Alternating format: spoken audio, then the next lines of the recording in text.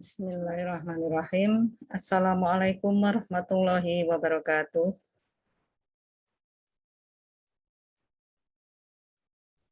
Selamat pagi anak-anak. Pagi ini kita akan belajar materi IPA, yaitu menjaga kesehatan organ pencernaan. Sebelum pembelajaran dimulai, mari kita berdoa bersama terlebih dahulu. Berdoa mulai. Berdoa selesai. Tujuan pembelajaran. Setelah mempelajari materi menjaga kesehatan organ pencernaan, diharapkan peserta didik dapat 1. Menjelaskan organ pencernaan dan fungsinya pada manusia dan hewan dengan benar. Yang kedua, memahami cara memelihara kesehatan organ pencernaan dengan benar. C. Menjaga kesehatan organ pencernaan. 1. Membiasakan hidup sehat. Kesehatan organ pencernaan dapat dijaga dengan membiasakan hidup sehat. Cara-cara memelihara organ pencernaan kita agar selalu sehat diantaranya yaitu menggosok gigi dengan teratur, mencuci makanan sampai bersih, makan makanan bersih dan sehat, mencuci tangan bila kotor, tidak makan dengan terburu-buru, dan minum air putih sedikitnya 8 gelas dalam sehari. Ini adalah cara-cara memelihara organ pencernaan agar kita selalu sehat. 2. Gangguan pada organ pencernaan. Gangguan pencernaan dapat disebabkan oleh kuman penyakit ataupun gaya hidup yang tidak sehat. Kuman yang masuk bersama makanan atau melalui tangan yang kotor dapat menimbulkan penyakit pada sistem pencernaan kita.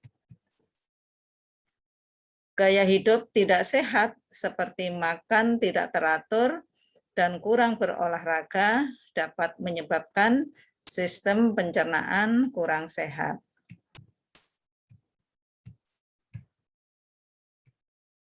Beberapa penyakit pada saluran pencernaan antara lain sakit gigi. Nah, gigi itu terdiri dari email, tulang gigi, dan sumsum gigi. Email adalah lapisan keras yang berwarna putih. Tulang gigi adalah bagian yang masuk ke rahang. Sumsum gigi adalah rongga gigi yang mengandung serabut saraf dan pembuluh darah. Anak-anak bisa perhatikan gambar gigi di samping ini. Nah, ini adalah gambar detailnya gigi ya, yang terdiri dari email. Nah, email ini yang lapisan keras yang berwarna putih ya, yang kelihatan gigi ketika kita membuka mulut. Nah, ini yang paling luar ini adalah yang disebut email. Kemudian ada tulang gigi dan sumsum gigi. Tulang gigi adalah bagian yang masuk ke rahang. Sementara sumsum gigi ini yang masuk ke rahang. Sementara untuk sumsum gigi adalah rongga gigi yang mengandung serabut, saraf, dan pembuluh darah. Ini bisa dilihat yang paling bawah ini. Ini merupakan saraf dan pembuluh darah.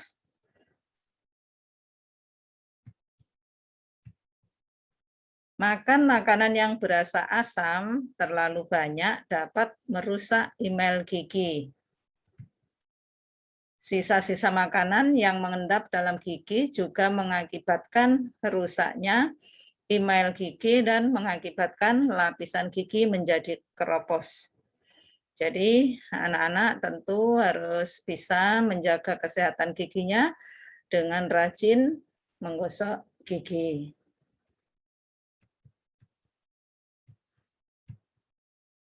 B. Sariawan. Kalian bisa lihat gambar di sini ya.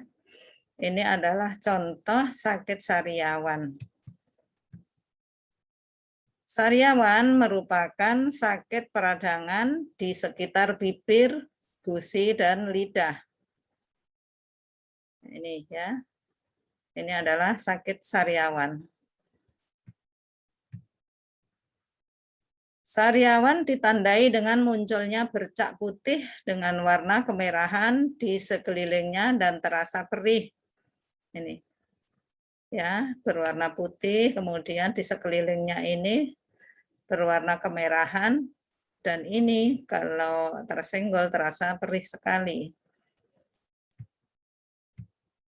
Sariawan dapat timbul akibat kekurangan vitamin C dan kurang menjaga kebersihan mulut. C. Radang lambung atau MAH. MAH atau radang lambung merupakan penyakit akibat rusaknya lapisan pelindung pada dinding lambung.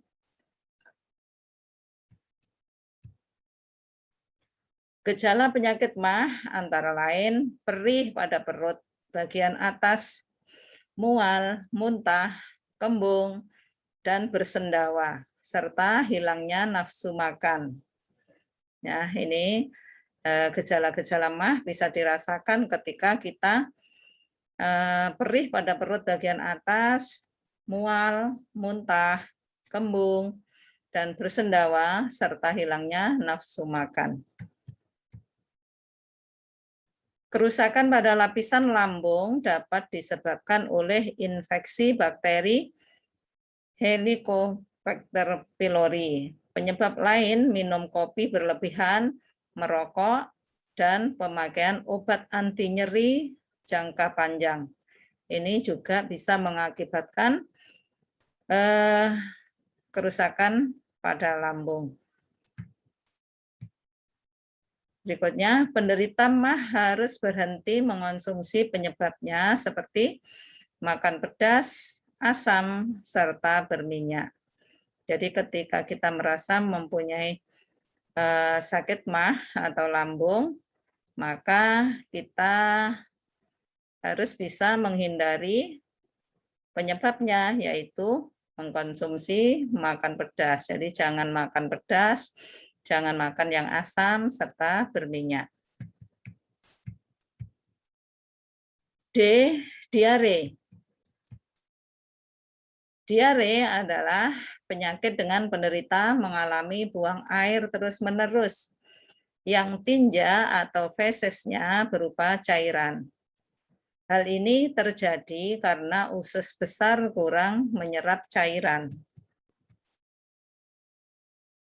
Diare disebabkan oleh virus dan bakteri yang masuk bersama makanan. Diare juga dapat menjadi gejala penyakit berbahaya seperti disentri. Untuk mencegah dehidrasi atau kekurangan cairan dalam tubuh, diberi larutan oralit. Jadi ketika ada orang yang kekurangan cairan atau dehidrasi, maka segera dibantu pada pertolongan pertama, yaitu dengan larutan oralit. E. Disentri. Disentri merupakan peradangan pada usus besar yang ditandai sakit perut dan diare dengan feses yang disertai lendir dan darah. Penyebab penyakit disentri adalah bakteri dan amuba. Kuman tersebut tersebar dan menular melalui makanan dan air yang tercemar kotoran dan lalat. Anak-anak bisa perhatikan di sini, ini di piring ini ada makanan, kemudian makanan tersebut dikerumuni lalat. Nah, ini juga sebagian dari penyebab penyakit disentri.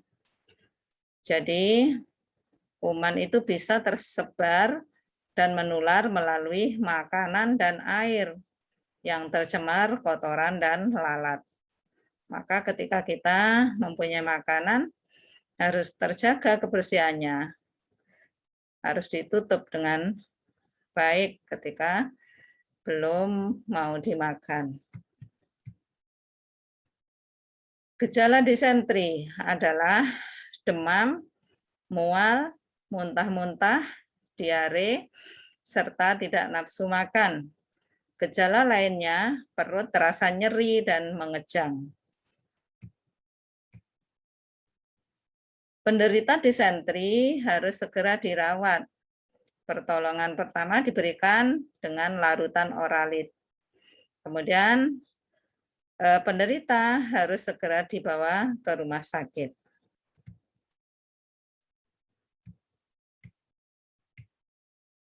F. Konstipasi atau sembelit. Konstipasi atau sembelit merupakan kelainan pada sistem pencernaan. Pada konstipasi terjadi pengerasan feses atau tinja yang berlebihan sehingga sulit dibuang atau dikeluarkan. Konstipasi yang parah bisa menyebabkan kanker usus. Penyakit konstipasi disebabkan hal-hal sebagai berikut. Yang pertama, sering menahan buang air besar dalam waktu yang lama. Yang kedua, kurang mengonsumsi makanan berserat seperti sayur-sayuran atau buah-buahan. Kalian bisa lihat gambar di sini, ini adalah makanan yang banyak mengandung serat. Ya, sayur-sayuran, buah-buahan, ini perlu kita konsumsi agar kita tidak kesulitan untuk buang air besar. Yang ketiga, kurang vitamin C. 4, kurang olahraga. Yang kelima, rasa gelisah, cemas, dan stres itu bisa menyebabkan konstipasi atau sembelit. Jadi ketika anak-anak ingin buang air besar, jangan ditunda lama-lama ya, itu akan bisa menyebabkan terjadi sembelit atau konstipasi.